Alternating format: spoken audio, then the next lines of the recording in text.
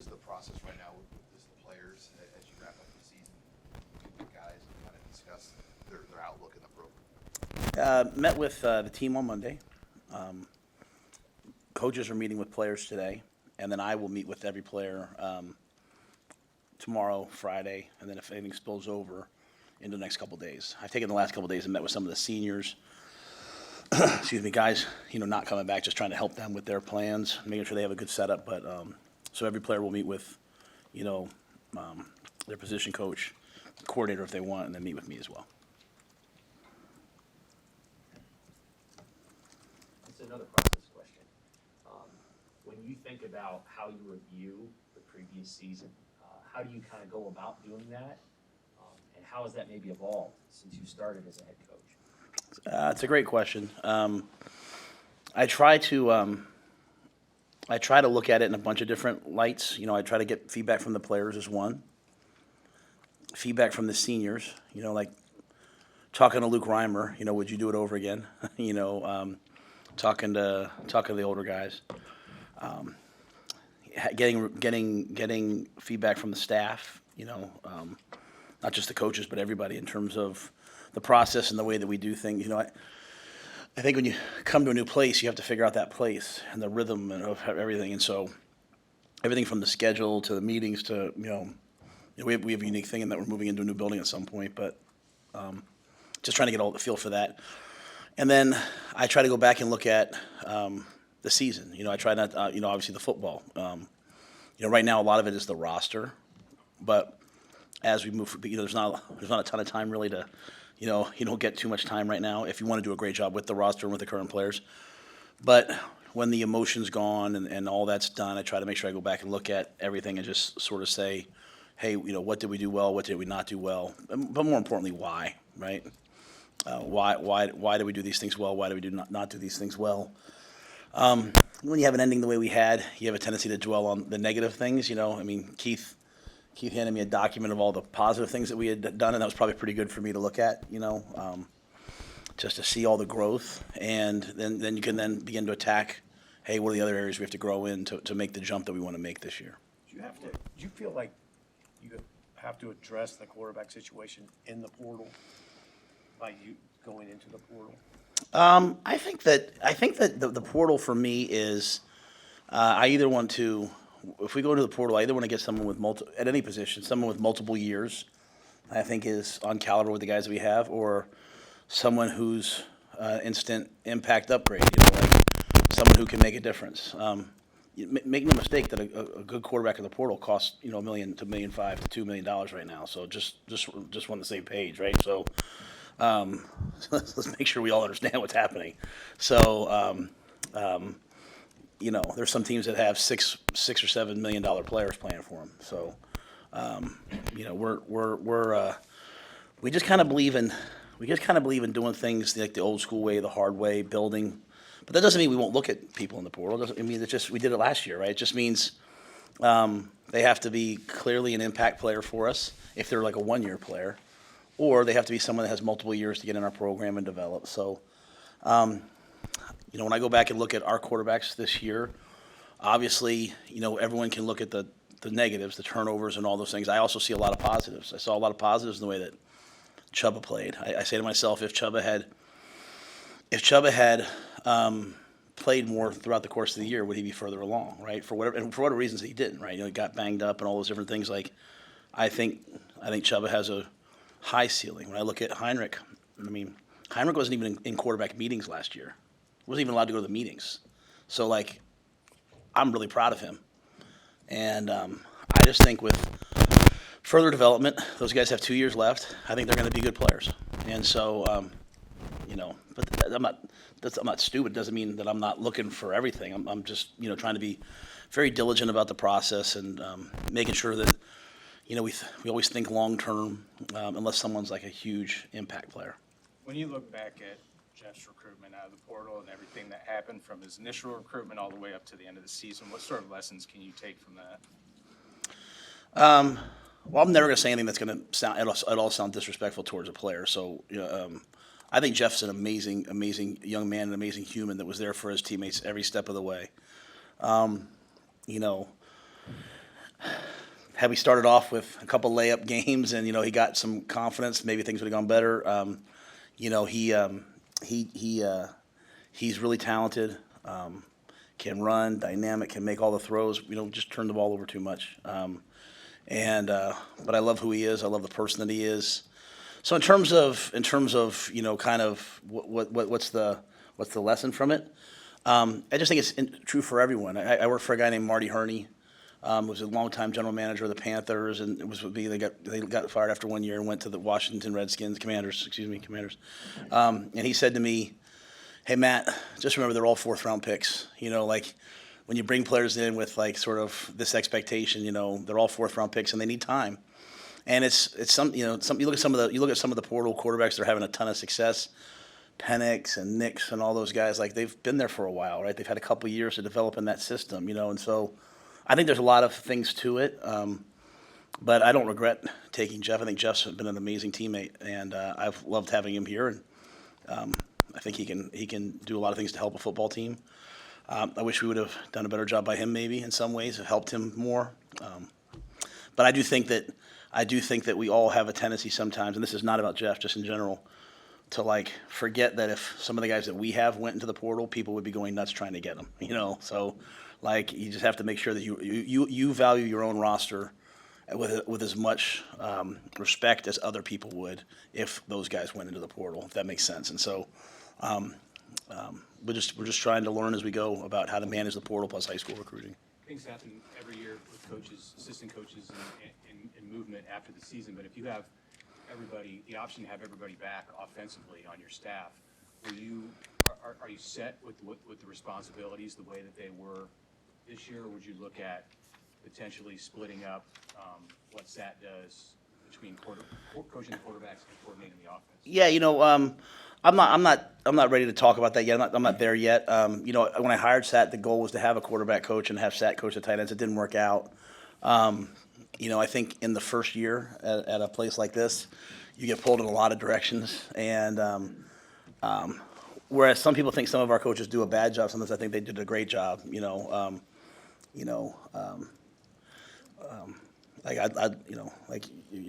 think Terrence is a great young coach, but like I can coach. Let me be the D-line coach with Nash and Ty and Jamari. Like those guys are grown. They played a lot of football. So. I think a lot of our coaches did some of their best coaching jobs of the year, best coaching jobs. With that being said, the process that we talked about with Sam, like I'm going to go through that process, and every year I'll do that, and just figure out, especially now as the rules have changed a little bit, and you can have analysts, and now we hope that the FOC will pass, that analysts can coach a position. I think it gives you some flexibility to bring in some experienced coaches to help, and maybe they can't help on game day, but they can help throughout the year. I don't even know why there's even a rule against it. Like, what's wrong with having people that want to help young people? I mean, so there's a lot of things in flux. Obviously, you guys, Tony's name's been thrown around a bunch. There's a lot of things so instead of like, why rush? Just wait and see what's right. And part of that's having great conversations with the assistant coaches, which I did yesterday with some of them. Just, hey, what went right, what went wrong, and then just being really meticulous and making a really smart decision. Matt, you talk about the dollars, just addressing quarterbacks. It can be for any position, though. Is that frustrating, the way where we're at now, with the dollars involved? It is what it is. Yeah, it's no. You could change them, would you? I would not let people be able to buy people off another roster. It's real simple. Like you think about, you recruit somebody and you develop them for 2 years, and then someone comes in and takes them, and then that coach gets fired. It's like, well, he actually did a pretty good job. So, I just that part of it. But I think young people getting, I think the players getting a piece of their name, image, and likeness that makes sense to me. 100% makes sense to me. There's not one part of me that's ever had a problem with it. I was in the NFL and. I was an assistant coach. Every player made more than me. As a head coach, most of the players made more than me, or a lot of the players made more than me. Like, they're the ones out there doing the work. I have no problem with that part of it. I just the hey, let me come in and take you from the roster. That part is unique, but it is what it is. I know you don't completely control NIL, right? That's the system outside of the university's control. But broadly speaking, what do you hope in terms of who gets rewarded with NIL deals, respective to these three categories? Returning players who have produced a lot for you, new recruits out of high school, players out of the transfer Like, which of those would you hope are prioritized in a Matt Rhule regime? I want to be careful how I say that because I don't, again, because you're right. Like we can have no influence. We can't direct it. And one thing Bill Polian. I listened to Bill Polian talk when I was in the NFL, and he said, make sure that the highest paid guy on your team is not a free agent who comes in from the outside. No, this is the NFL. If you want to have a healthy locker room, let guys know that, hey, if you stay here, what you do will be rewarded. Name, image, and likeness is supposed to say that because of your name and what you do. People want to have you be associated with their business, their corporation, their charity, their foundation. So, I would always, I consider the guys on the team my guys. Right? I always want them to be taken care of. And then, that being said, we have to procure talent. We have to get guys that come in to make them our guys. I just don't. I'm just anxious to see like the teams in the college football playoff. How many of them, have guys who are, the whole team, not one or two guys. I'm talking about the whole roster. Like, was it a massive overhaul or was it kind of a lot of their own recruiting with some key additions? I think if you want to get to a certain spot, you should look at what those spots do. And my former coach of mine just got the Syracuse job and was at Georgia, and you look at Georgia, they're mainly high school recruiting, right, and keeping their guys, and so I think there's a lot to it. Like this is only my first. This is most guys' only second or third year doing it. This will be my second year going through this process. But the guys we brought into the portal last year, I want to make this like they've been amazing parts of this team. And I consider Ben Scott, I consider MJ Sherman, I consider them our guys. So.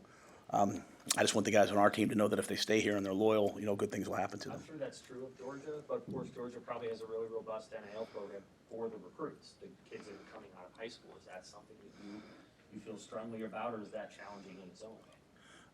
Well, I think that we're going to play under the rules that are here now, right? So if NIL is here to stay, which it is, then I think we're blessed to have 1890. I think they do things the right way, and they're helping us go get players. But Georgia's been recruiting well for a long time. Alabama has been recruiting well for a long time. We should recruit well, and we will recruit well. Where do you see things as they stand with Tony White right now, and how do you feel about his? Obviously, he's been, as you said, his name's been out there. So I'm sure you've talked to him. Where do you feel it's at with him and the likelihood that he's back? Yeah, I don't want to speak for him. I've done everything I can to help him in terms of, I think wanting to be a head coach is awesome, right? And so, like I said last week, like anything I can do to help him become a head coach, I'm going to do.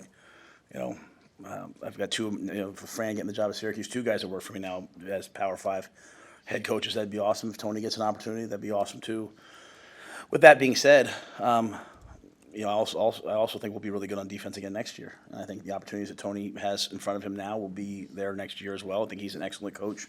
We have an excellent defensive staff, not just Rob, Terrence, and Coop, but the quality control coaches, Coach McGarry, Phil Simpson, Josh Bringwell, Jack Potenza, Shevin Smith. We have a really good young staff there too. So my goal always was I've never liked coming in and having to always go out and hire outside people to come in. After a while, it can start to feel very like mercenary-ish. I've always liked hiring really good young people and growing them up through and then trying to promote them. I think we have some guys there that can do that, but I'm hopeful for Tony that he finds if he gets the head coaching job that he wants, and but I do know that if he doesn't get one this year, then he'll have a chance to get one next year probably too. Gifford, for a couple guys who walked on senior day, do you have any update on any of those guys? Or what's your message to those sort of veteran guys, those guys, Ben Hart, Ben Scott, as they think about what to do? Yeah, I think Ben Scott's probably here with us. Like he was in the weight room yesterday, so I think Ben's coming back for another year. Bryce, whether it's Bryce, Gift, Bullock, I think they're probably all those guys are trying to make their minds up. It's a big decision, right? Especially when you're someone that like every NFL team's come in and asked about. It's not like you're not getting interest, right? So it's, hey, do I leave now and go here, or do I try to come back and elevate my stock? So we've just been there for them, provided information for them. I tell every guy, like, really think about this before you decide to come back, because the last thing I want is them to come back and then be like, man, I should have gone. So I want them to follow their dreams and chase their dreams.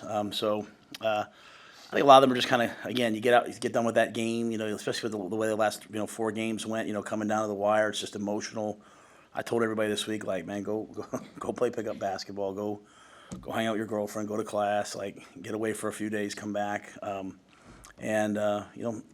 Giff was in my office this morning. I think those guys they'll announce it when they're ready and make a decision on what they want to do. Hey, Blaze Gunnarsson and Ty Hahn were 2 sophomores that walked. Are they moving on, or are they kind of in the same camp as far as their? No, they're done. Yeah, Ty's got his degree. He's engaged.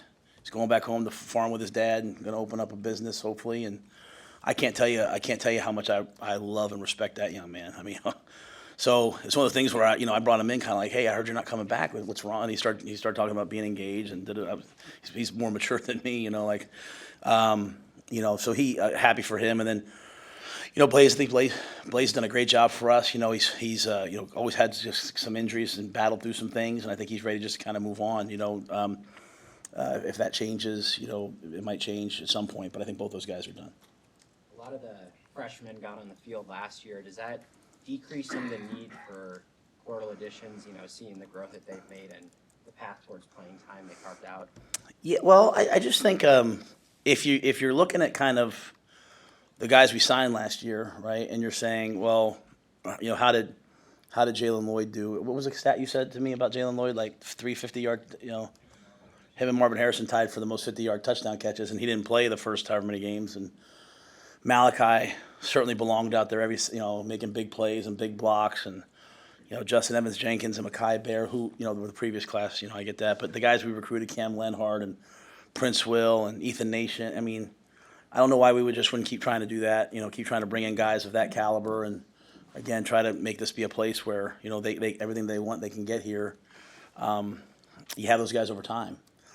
It's Ethan Piper came into my office and was like, you have these close losses down the stretch, and for the older guys and for many of the people listening to this, it's like, man, another year of all these close losses. Oh my gosh. For the younger guys, they don't know anything before, and for them, it's like, man, we were this close. Like, we got to get this much better, and so that sometimes is the benefit of playing some younger guys. The guys we redshirted, like I said, I've talked about Dylan Rogers and some DeAndre Barnes, a lot of those guys. I think there's an excellent group of guys. James Williams came to us in a portal camp, and he was one of our best edge pass rushers, and we redshirted him, and he's got 3 years left. Kai Wallen, he was really good early. We redshirted him. He's got 3 years left. So I just don't know why we wouldn't keep doing what we're doing in terms of like recruiting young players and developing them.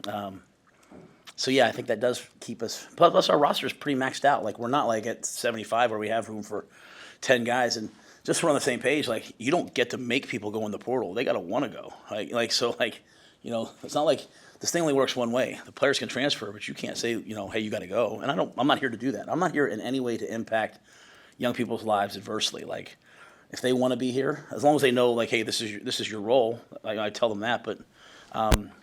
I just think we have a lot of young talent. Even in that last game, Sua Lefotu got in, played on the D-line against Iowa. Vincent Carroll Jackson played for the first time at nose, and those guys didn't look out of place. I mean, we played pretty good defense in that game. So I think that's just kind of our mindset. Like, let's just keep recruiting these good young players.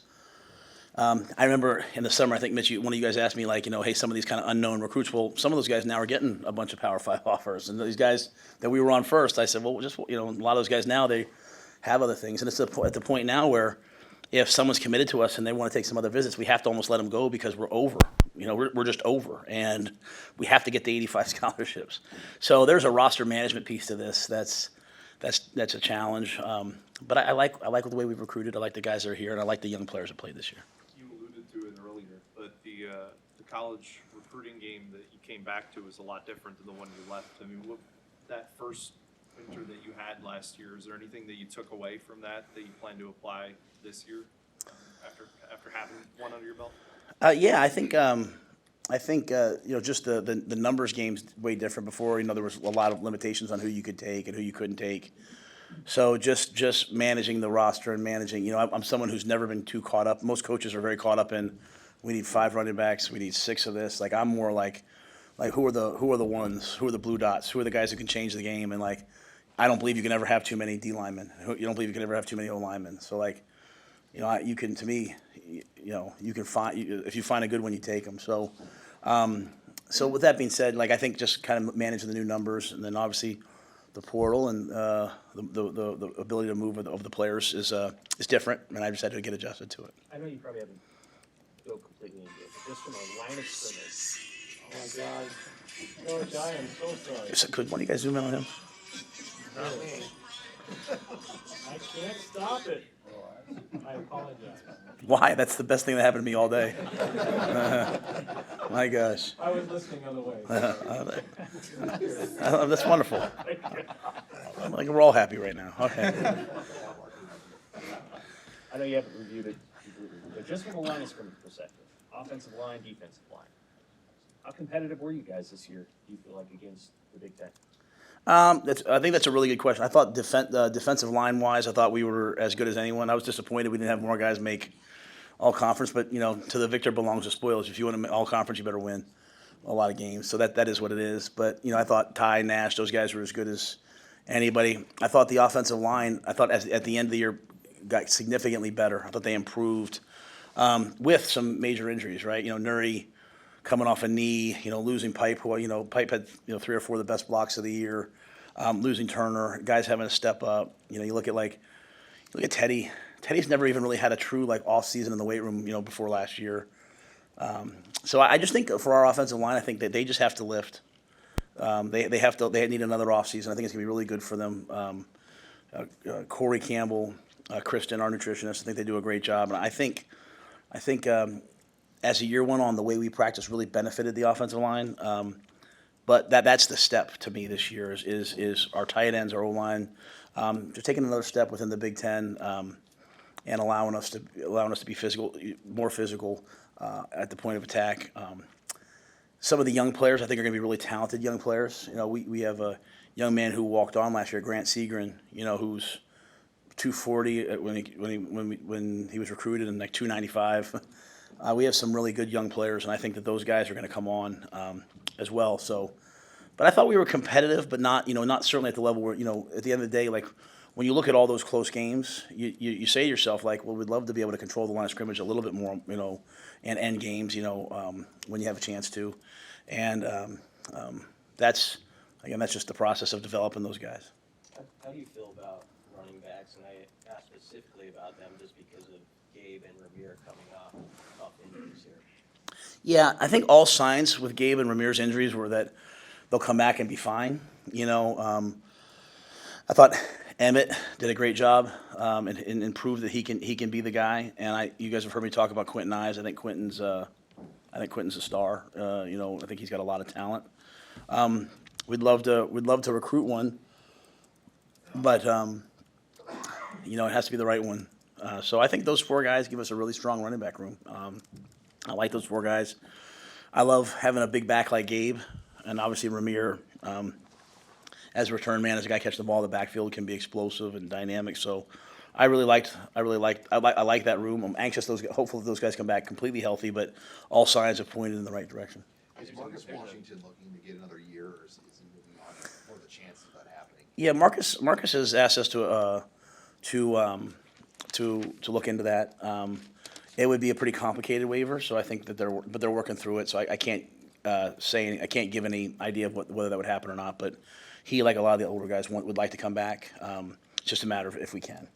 Is the D-line the place you feel most comfortable with? If you had to take a position group where you do feel comfortable right now, would it be D-line? Well, I mean, probably just because they're the group with the least amount of turnover, right? You lose Blaze. Am I missing anybody else that we lose? So I think that's a group that you have a lot of guys coming back at, and I felt good about in the fall when they were that was the big question mark. I would say, guys, I'm telling you, I think we have a pretty good D line, and I think, like I said, for Sua to get in, for Vincent to get in. Kai, Mason Goldman's going to be a really good player. I mean, there's a lot of really good young talent in that room too. So, I would probably say that's a group that we feel pretty good about. There's a metric that that labeled Nebraska as the unluckiest team in college football, and it's not the first time that Nebraska's been at the top of that list in recent years. How do you digest that, and do you feel that is an accurate description of where you guys are at with the type of close losses that you've had? Yeah, I don't think we're unlucky at all. I think we have to get better. I mean, that's that to me, that's part of the problem. Like, that's what I was saying earlier. Like for me, this is, man, we came in our first year. We got way better on defense. We figured out how to run the ball on offense better. Played great special teams. Man, we turned the ball over too much. We didn't win fourth quarter games. We were 5-7. We had 5 games by, basically 3 points or less. One went to overtime. I always count that as a 1-point loss. So by 3 points or less, like, I don't want our guys in any way feeling victim. What I will fight for is, like, again, I've talked about before is, again, I'm never going to complain about officiating. Replay bothers me. Replay bothers me that we lost 12 seconds in the last game when I'm standing on the field screaming, why is the clock not running? Replay bothers me that, there's the targeting that doesn't get overturned, and then Sunday they say, that bothers me. But, at the end of the day, like, to be minus whatever we were, minus 17, you're lucky to be 5-7. And so I won't make that the only storyline, because that takes, that lets too many people off the hook. Like, everybody's got to get better, but I don't see us as unlucky at all. I see us as a team that fought the hanging games that maybe if we wouldn't have fought as hard, we wouldn't have even been in, right? I mean, I watch some of them get scores at the end of the year. I'm watching Maryland roll at the end of the year. I'm watching, Illinois, Northwestern, they're scoring 45 points a game. I'm watching, I think we got in there, we competed in every game and fought and battled and had a chance in every game. It didn't make it happen down the stretch.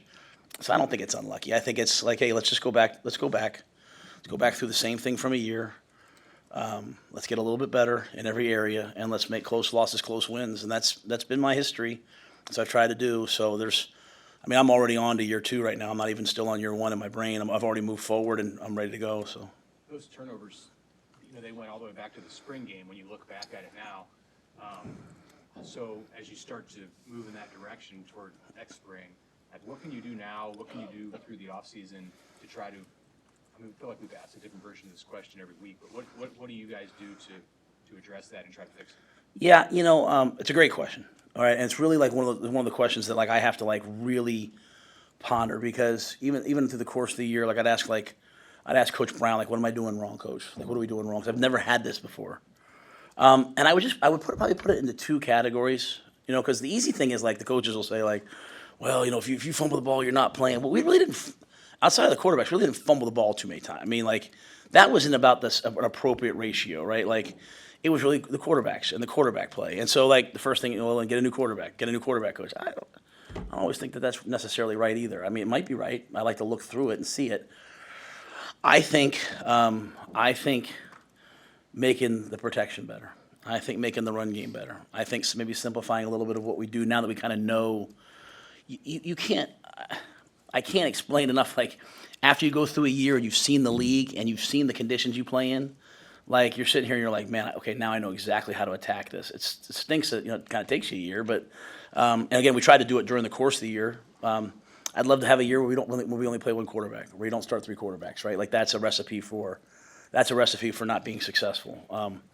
So I just think it's a lot of little things. But to your point, how we carry the football and hold the football will be at the center point of everything that we do. Like, when I look back sometimes, like at Temple, like back when we were just a young group of coaches that, like every conditioning period, the offensive guys ran with the footballs. And as over time, as the sports science guys have been like, well, they need to do this and this. Maybe we don't do that. I'm probably going to be a little more old school and carry the football. I'm probably going to do some of those things. But I think the biggest thing we can do is, in every way, whether it's the routes that we run, the wideouts that we play with, the protection that we do, the run game, is make sure that everything is bent on having our quarterbacks be the most successful that they can be. And that'll fall on me. That'll be my job. And I'm excited to do it. Does Sims, do you anticipate Sims coming back, or is he gonna graduate and go somewhere else? I meet with him tomorrow morning, so I don't know that yet. I hate speaking for the players. You guys know that. Like, I think he's loved being here and loved his time here, but I haven't spoken with him. Do you anticipate a lot of guys on Monday going in, though? Do you know some names already at this point that will enter on Monday? No one's told me that they're going in. I don't spend a lot of time in conjecture. This person said this to this person. I mean, if people do, they do. And for some people, like as I said before, it might, some guys might not be playing here and they might want to go into the portal. I think I'll do my meetings with everybody, and they'll tell me what they think, and then that'll clean up I'll clean up my meetings with the guys, and we'll see what happens on Monday, and that'll kind of clean up, for me, the roster, and then I know kind of how much space I have, and then I'll go make appropriate decisions in terms of who's replacing who. So I think you guys have asked me a lot about the portal versus high school. But as I sit here and think about it, to me, it's more about I always want to take care and honor the guys that are here first. If guys decide to leave, then I'm going to go fix the problem because they left. I'm just not going to tell a guy here to leave so that I can go get somebody else. And that's I want to be the guy that I promised all the parents I am in recruiting. So now I will tell a player, if you want to start, you're not going to start here. That's their decision. But I don't tell people they have to leave. I want them if they want to be here and they want to be a part of this, then I want them to be here. So that's the balance. But I don't have any names right now. I mean, I might sit there and say, well, maybe him, but that's never done me any good either. This year, we talked before the season about the fishbowl or whatever. Now that you have a year under your belt, other than maybe a reporter playing Christmas carols, what have you learned about maybe the culture of Nebraska football? And has anything surprised you about maybe coverage or just the day-to-day? Yeah, I don't see very much of the coverage. Like every once in a while, my youngest daughter will say like, "Dad, there's a whole bunch of stuff on YouTube about you." And I'm like, "Oh, honey, don't listen to that, please." I think it's great. I really do. I think it's great. I've never walked down the street or gone somewhere and seen someone be rude to me. I'm going to live my life. I'm going to be a father. I'm going to be a coach. If anyone's mad at us with as hard as we work, then so be it. Like we're doing everything we can to get this moved in the right direction. And if anyone thinks that this is a 1-year deal, then God bless them. Like this is a build. Like this is a complete and total build. I'm not saying rebuild. I'm just saying we got to build this thing the right way and build the program. So I'm proud of what we've done. I'm proud of the work that all the coaches and players have put in. I think it's awesome that there's this much coverage. I think it's awesome. But, at your darkest moments, like, you're sitting there after that last game, and I wake up the next day, and I'm just crushed for those seniors. And, you get a text from Eric Crouch. You get a text from guys. When you kind of go past, like, hey, I'm saying something because it's on TV, and you really get to people who, even, when you really just get to what people really think. But, yeah, you might be like, how the heck do we have this many turnovers, Coach? But I think there's a lot of people that value the way we're trying to do it and do it kind of the old school way.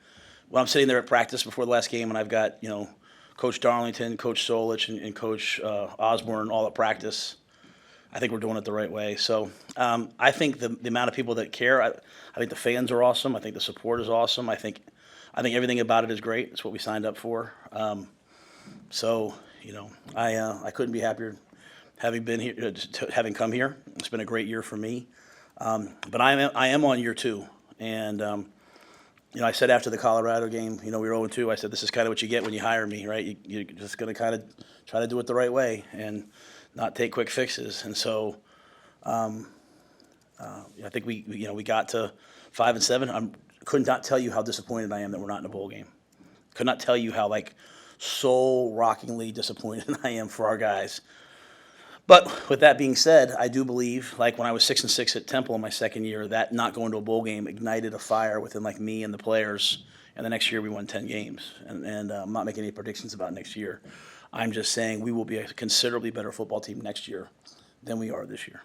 Year 1 was a lot about setting the standard, establishing a process, instilling your culture. Now that you've had a year to do that, does anything kind of change going into year 2? Because it's not as big of a focus because you've kind of done that in year 1. Yeah, it's like I said, when I was visiting with Reimer the other day, he was talking about how much easier it'll be for everyone, because they were flipping out, we have to do what? Everything was so new for them. Now everyone knows what to expect. I think the one key part, kind of what I was saying to Sam earlier, is I think you come out of this year and you look at this landscape. You look at playing at Nebraska, you're coaching at Nebraska. You look at the recruiting picture. You look at NIL and the transfer portal. You look at our stadium. You look at everything from what side. In a year where signals is really important, being on the visitor sideline is probably not the best thing in the world, where they can see you from the press box, to the wind, to the way we practice, to the class schedules. So to me, you go back and you're able to really say, okay, how do we maximize this situation, right? How do we make this the best it can be? But the biggest thing to me is everyone now kind of knows. They know the expectation. And I really think things become powerful when it goes from Coach Rhule's process or the coach's process to our process. And I just saw Jalen Lloyd on the way down here. I think he believes that this is his process and this is our process. And that's when you make the huge jump. So I expect us to make a huge jump this offseason and this year because we now have stuff to look back on, and we have stuff to go back and say, okay, how do we fix it? That to me is the key to making another jump this year. I think Realistically, how many Huskers do you expect to be drafted, and how many Huskers do you expect to possibly make a pro team? That's a great question. I think we'll probably have between 1 and 3 guys drafted, and I think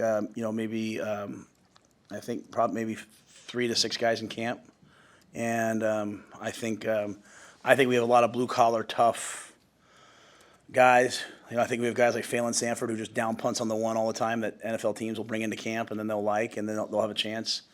But I think Quentin will get drafted, and then maybe a couple other guys might get drafted, and some of these other guys are still making their decisions, so I think that would affect that. But probably that many. You hit the road right away recruiting. Friday's the day. I usually hang back a little bit the first week. Just again because of the portal, because of all those things. But even back in the old days, I would hang back because I could only see each person one time. I'll hang back a little bit the first week just to be around here, but I'll get out some. But yeah, we'll hit the road Friday. All right, thanks everybody. Good to see you.